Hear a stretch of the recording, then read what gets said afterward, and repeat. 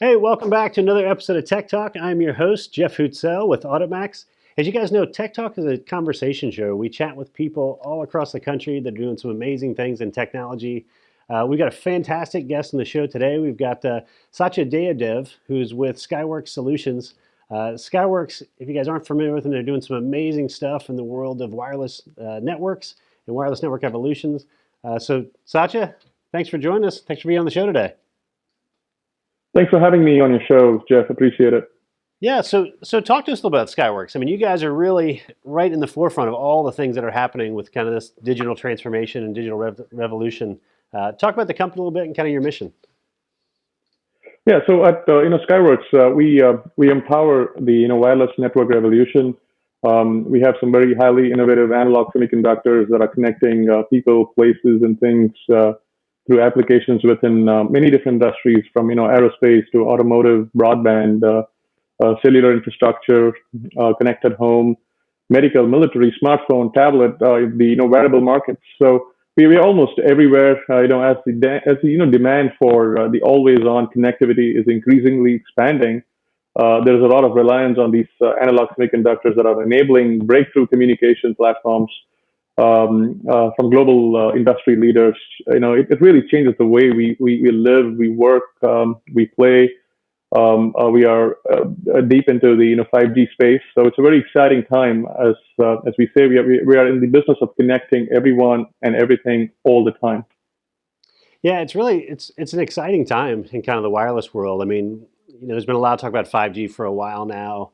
You're starting to see it more in advertisements online. I know we're in the early stages of it, and COVID probably slowed down a little bit with some of the deployments on that side. But talk about that from your perspective. I mean, how big an impact is 5G going to have on the marketplace when we start thinking about all these different technologies that you kind of listed and the different industries that are out there today relying on wireless technology? What is kind of the true impact going to be like? I think 5G is definitely going to kind of revolutionize the way we do things.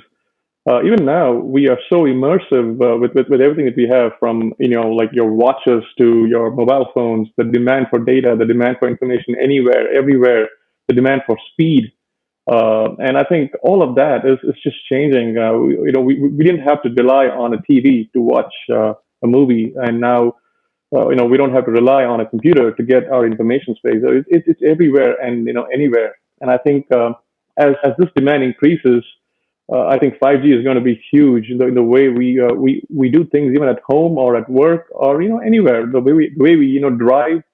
So there's so many things that it is changing, and it's a very exciting time. We are in a truly great time from a digital perspective, and I'm looking forward to it, like everybody is. Yeah, it's really interesting, I think, right now, because I had this conversation with somebody last week that was on our show, and we talked about how far we've come. The pandemic has been a horrible thing, probably from so many different aspects of it, from a health perspective and the way it's impacted businesses and things like that. But I think the one bright spot of it, at least from this previous conversation I had, was the adoption rate of a lot of these technologies is happening so much faster now because we've been forced into it, right? Folks being able to work from home, and everybody's heard about Zoom and the impact that's had, and a lot of the other things that are going on in the marketplace that are driving people towards cloud solution and towards working in a new environment. What do you think is kind of the legacy post-pandemic of just how we've changed the way we work, and then tie that in with what you guys are working on with 5G and the new advances that are happening there? Well, from an IT perspective, it's been a great challenge, especially since the pandemic started. We always worked on converting that into an opportunity. We put a lot of planning into this process, and being global, we kind of realized how the pandemic was affecting Asia, as we have sites in Asia, and we started to prepare a lot in terms of how we could combat that. I think our investment into the cloud was also starting to pay off. We are a Microsoft shop. We started going into the Microsoft 365 space, more focus on security. And I think I always say never waste a crisis. I think we kind of took this as a challenge, converted it into an opportunity, and we drove a lot of digital transformation within the business too. You see, it was a digital transformation of sorts. I can see it as two parts of digital transformation. The first part is basically the keep the lights on transformation. That also requires a lot of digital transformation too. And then the other part is the true enablement that comes after that. So I think we, we kind of started to see the new medium that the pandemic was kind of throwing at us. This is a dawn of a new digital age where just table stakes with IT. I mean, the reliance on IT is just table stakes, and that's how we kind of saw this. The role of IT is also shifted within the business, right? We were more of a supporting organization to more of an enabling enterprise, and now we are the driving organization. So if you can see how it kind of shifted the way it was. The business is now kind of, we feel like it is empowered a lot by IT. We are trying to bring in a lot of enablement. We used to be sitting at the execution table. Now we are at the ideation table because we know how we can actually help our users to work from home more effectively, how we can push things forward. Again, cloud adoption has grown a lot. I'm sure you have heard it from a lot of your guests on the show. We are in the similar path too. Our focus is on cloud. Our focus is on security. Our focus is on real enablement of the business. So it is a huge shift in the way that we've started working with the business too. Yeah, it's interesting. I mean, I live in kind of the cloud space, and I think a couple of years ago, the conversation we talked to CIOs was always kind of the, hey, how do I get a seat at the big boy table? How do I get the other C-level executives to really hear what we're talking about? And have an impact on the business, as opposed to not being looked at as a, we're just keeping the lights on type function. I think now, I mean, tell me if you disagree, but I think now is really the time for the CIO to really shine and step to the forefront from an executive team perspective. I mean, what are the key elements of that, though, to really take advantage of it? It's one thing to know the technology and have that out there, but what else can CIOs do to really step to the forefront and take the lead right now? No, absolutely. It's a great question. It is a very exciting time for CIOs. There's no question about that. I think the role of CIOs has evolved too over time, and this has been a rapid evolution too. I think CIOs were seen as change agents, and now CIOs need to don the hat of the chief demystifying officer.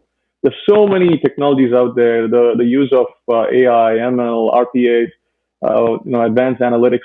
So the CIO, if the CIO needs to get a seat at the table, that has to be because of the fact that they are the chief demystifying officers. They're seen as solution shapers.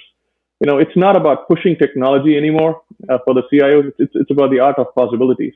How do we take a solution? I mean, how do we shape a solution? I think business strategies is a call for the day. I think I've always told my team that you are business leaders first, and then you are technologists after that, because the art of possibilities also means that you're not looking at a technology to solve a solution. You're looking at a problem, and you're trying to understand what it is and how could it be enabled. Sometimes you don't have to apply a lot of technology to kind of solve it. You just have to think about it, in a very different perspective. And obviously, technology does become a very big part of that solution too. So for CIOs to be there, I think they need to start looking at it, and they need to start understanding what's happening in the technology space and what's happening from a business perspective, and how do I get these together to be the bridge for the business. And now that the business has also seen what IT can bring to the table, there is a lot of receptivity. I think the business is trying to pull us closer, and we are now sitting at the ideation table, which is fantastic. It had already been there before, but I think the gravitational pull is a lot more. I think there's a lot of respect for the CIOs too, because of how we kind of help the business to power forward. And I think in the post-pandemic world, I think the table stakes are going to be different. It's not going to be about IT being reactive or IT being proactive. IT needs to become more visionary. I think sitting there and understanding the business, being a part of the business leadership team is very key for CIOs to kind of move forward in the new age. Yeah, I think you're right, and I think the skill set of being able to take that jump from understanding the technology, but really, like you said, not doing it for technology's sake, understanding how it's going to apply to the business, how it's going to help move the business forward is big. One of the biggest challenges, I'm curious from your perspective, that we talk to a lot of IT leaders, is there's all these different great technologies out there. You've listed about 15 of them, right? We're talking about wireless technology and AI and machine learning and all these collaboration and cloud solutions that are out there now. And there's so many different providers and vendors and options out there.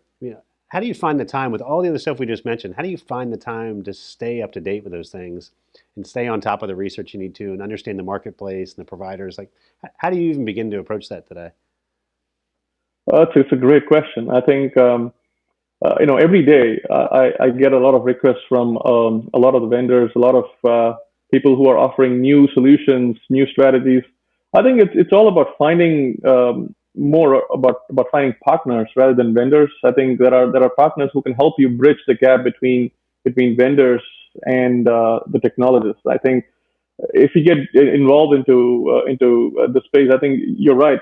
You could get lost in terms of where to go and how to approach like a certain solution. There are some really good partners who can actually help bridge that gap. They can actually bring solutions to you, not technology, solutions to you. And I think that's the difference in terms of trying to find those right partners who can actually help build that for you. And I think it's going to get more complicated. The space is going to get very crowded. The space is going to get very complicated. I think having those partners who can help you, build those solutions is actually very important. And I think during the pandemic world, or in the pandemic world, or even in the post-pandemic world, it's not about surviving these things. It's about thriving. And I think you need to find the right partners who can help you build that ecosystem around you. And I think it's going to be that's going to be the key. Looking for those partners who can help consolidate, or else it would become a huge pain point as we need kind of like navigate through this in the next few years. Yeah, I think you're spot on. I think just that idea of somebody that's going to bring you solutions and help from that and understand your business is different than a bunch of sales guys trying to sell you products, right? So, well, Exactly. Satya, it's awesome. I feel like we could have like a 6-part series here, going through so much. We're barely scratching the surface right now, but I thank you so much for joining us today. For folks that want to find out more about you, maybe connect with you and find out more about the company, where's the best place for them to go? Well, you can actually reach us at skyworksinc.com. That's our website. You can learn about our products. You can learn about what we do, the exciting world that we live in. And as far as reaching out to me, I'm on LinkedIn. You can find me on LinkedIn. I'm Satya Jayadev. So looking forward to connecting with anybody who's interested. I'm willing to learn and contribute. And again, we are at a very exciting time. This is a new digital age. Looking forward to connecting and learning and contributing. That's awesome. Satya, thank you so much. We appreciate your contributions today, and thanks for getting up early and joining us. Have a good afternoon. No, thank you, Jeff. Really appreciate you, being on the show. Thank you very much. Great. And thank you guys for joining us as well. We'll look forward to catching you on the next Tech Talk.